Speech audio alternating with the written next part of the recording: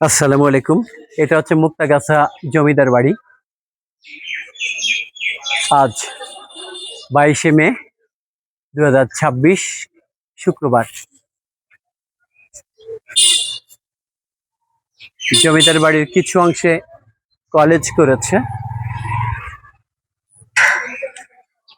মুক্তাগাছা জমিদার বাড়ি আসলে ময়মনসিংহ জেলাধীন মুক্তাগাছা উপজেলা সদরে মুক্তাগাছা জমিদার বাড়িটি অবস্থিত। সুবিশাল জমিদার বাড়ির প্রধান প্রবেশ তোরণের পশ্চিম দিকে ৮ আনি প্রাসাদের অবস্থান। ময়মনসিংহ জমিদারির প্রতিষ্ঠাতা শ্রীকৃষ্ণ আচার্য চৌধুরী ১৭২৭ সালে আলীবর্দী খাঁর সময়ে এই জমিদারির বন্দোবস্ত পান।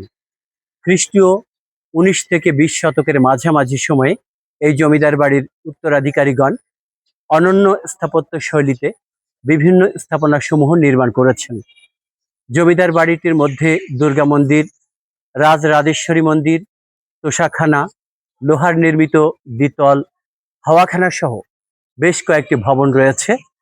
নাট মন্দিরের পশ্চিমাংশে সাংস্কৃতিক অনুষ্ঠান মঞ্চায়নের জন্য ছিল ঘূর্ণায়মান মঞ্চ। প্রাসাদ প্রাঙ্গণে বাইরে রয়েছে হররামেশ্বর মন্দির, পাথরের শিব মন্দির, জোড়া মন্দির ও ৩ শিব মন্দির, যা অদ্যাবধি তৎসময়ের প্রত্ন ঐতিহ্য বহন করে চলেছে। ১৯৯৩ খ্রিস্টাব্দে মুক্তাগাছার ৮ আনি জমিদার বাড়ি সহ পার্শ্ববর্তী ৪টি মন্দির প্রত্নতত্ত্ব অধিদপ্তর কর্তৃক সংরক্ষিত পুরাকীর্তি হিসেবে ঘোষিত। এই হচ্ছে আমাদের জুলফিকার স্বপন। সে এখানে এসেছে আমাদের সাথে। আমরা ভিতরে যাব। দেখেন, আমরা কিছু অংশ দেখাবো।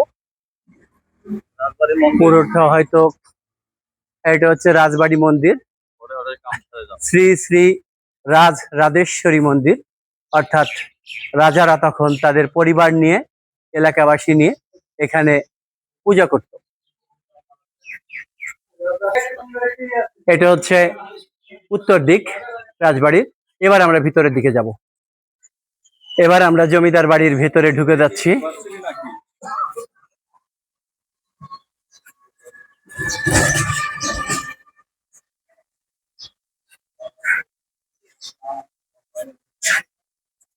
ভিতরে ঢুকে গেলাম। বেশ সুন্দর করা। তখনকার কারুকার্যগুলো আসলে অন্যরকম ছিল। দেখেন,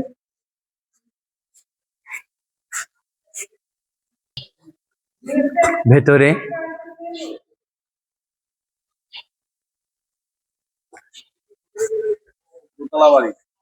তখনকার জমিদার বাড়িগুলো আসলে প্রায়ই একই রকম দেখা যায়।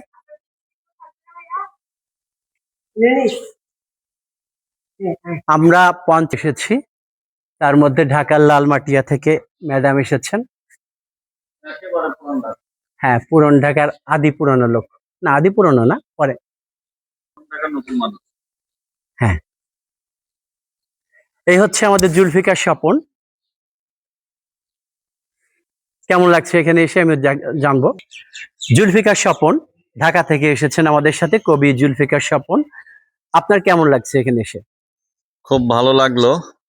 আসলে মুক্তাগাছা জমিদার বাড়ির কথা অনেক শুনেছি, কিন্তু এই প্রথম আসা, এর আগে আসা হয়নি।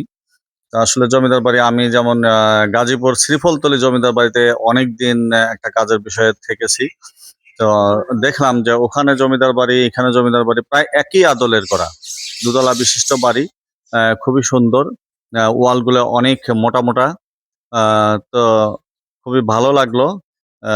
আমরা আসলে এই দুইজন আপা আছে, আপাদের কথা শুনি। আমরা তো সবসময় কথা বলি। লালমাটিয়া থেকে আগত এবং এই হেরিটেজের সাথে ওনারা নিয়মিত আসেন। আমরা এসেছি এইবার প্রথম। সাথী আপা, আপনার এখানে এসে কেমন লাগলো এবং আসারও বা কারণ কি? আসসালামু আলাইকুম। আমার অনেক দিনের ইচ্ছা ছিল ময়মনসিংহ আসার। অনেক জায়গা দেখা হয়েছে, কিন্তু ময়মনসিংহটা আসবো করে আসা হয় নাই। জমিদার বাড়ির প্রতি আমার একটা ফ্যাসিনেশন আছে। অনেক জমিদার বাড়ি দেখেছি। বারবার যে করে জমিদারদের ওদের লাইফস্টাইল, ওদের বিভিন্ন যা লাক্সারি লাইফ, ওগুলা দেখে সত্যি ভালো লাগে। মনে হয় যে সেই আমলে দেখিনি ওদেরকে, কিন্তু ওনাদের এগুলো দেখে আমরা অনেক ইয়ে হই, আনন্দিত হই, অনেক উৎসাহ পাই।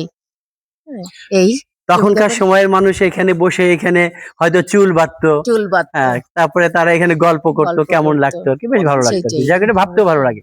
ভাবতে ভালো লাগে। হ্যাঁ, জমিদার বাড়ি আমি অনেক জমিদার বাড়ি দেখেছি, তবে ভালো লাগে। অনেক ধন্যবাদ সাথী আপা থ্যাংক আপনাকে। ইউ। আবার জুলফিকার একটা স্বপন বলুন তো কি আবার বলতে একটা চেয়েছেন? কথা মনে হলো, আসলে এখানে দেখে স্ট্রাকচার গুলো দেখে মনে হচ্ছে যে যত্ন নেওয়া হচ্ছে না। এই জন্য আমি বাংলাদেশ সরকারকে অনুরোধ করব যে প্রত্নতাত্ত্বিক বিভাগ যে আছে তাদেরকে রিকোয়েস্ট থাকবে যে তারা যেন এই আমাদের এই প্রাচীন নিদর্শনগুলো এবং কি এইরকম জমিদার বাড়ি, আরো মসজিদ আছে, প্যাগোডা আছে, মন্দির আছে, সবকিছুই এগুলা যেন যদি এটা সংস্কার করা হয়, সুন্দর করা হয়, রং করা হয় এবং কি যেখানে একটু সমস্যা হয়েছে সেগুলো যদি মেরামত করা হয়, কিন্তু স্ট্রাকচারের যে আগের যে কাঠামোর যে নকশা সেটা যেন পরিবর্তন করা না হয়, করে যদি সুন্দর করা হয় আমার মনে হয় যে আরো পর্যটক আসবে এবং কি এটা যুগ যুগ ভর থাকবে। এটা একটা আমরা ধীরে ধীরে, ইতিহাস। হ্যাঁ, এই জন্য অন্দর আমি মহলে ঢুকে গেলাম। সরকারকে বলবো যেন এদিকে দৃষ্টি দেওয়া হয়। ধন্যবাদ। আমরা ধীরে কথা ধীরে বলবে আমাদের নেন। অন্দর মহলে ঢুকে গিয়েছি। এখানে নিশ্চয়ই কথা বলছেন কবি রবিউল মাশরাফি। আমি প্রায়ই একটা জিনিস দেখি যে প্রত্যেকটা জমিদার বাড়িতে যে ভগ্ন দশা, প্রত্নতত্ত্ব বিভাগ যদিও নিয়েছে এটা, কিন্তু প্রত্নতত্ত্ব বিভাগের প্রতি অনুরোধ রইল যাতে এটা আরো সংস্কার করা হয় এবং এই ভগ্ন দশা থেকে এই জমিদার বাড়িটাকে এবং আরো জমিদার বাড়িকে যাতে একটু কাছে, মানে একটু জাঁকজমকপূর্ণ অবস্থায় নিয়ে আসতে পারে। এই যে আমরা যেটা দেখছি এখানে এই ফাঁকা জায়গাটা, এখানে নিশ্চয়ই কোনো গান বাজনা হতো বা নাচ হতো বা এখানে নাটকও হতে পারতো, হয় মঞ্চ হতো, আছে। তখন আনন্দ করতো আর কি। এই বাড়িটার দিকে দেখেন, এটা ভেতরে, অর্থাৎ এখানে হচ্ছে কিন্তু বাইরের থেকে মানুষ এসে এখানে বসতো, এখানে বসে তারা এখানে গল্প করত এবং টিনটা কত উঁচু, এখানে শেড যেটা অনেক উঁচু। তা এর ভেতরে আরো অনেক জায়গা আছে, আমরা সেটাও ঘুরে ঘুরে দেখাবো। ঠিক আছে, দিছি। আর এখানে বোঝা যায় যে ছোট ছোট কোয়ার্টারের মতো, অর্থাৎ এখানে বোধহয় তাদের কর্মচারীরা থাকতেন, রাজ কর্মচারী যারা, অথবা তার এখানে যারা চাকরি করতেন তারা থাকতেন। মুক্তাগাছার জমিদার বাড়ির ভেতর থেকে বিদায় নিচ্ছি আমি রবিউল মাশরাফি, সাথে আছেন জুলফিকার স্বপন। ধন্যবাদ সবাইকে।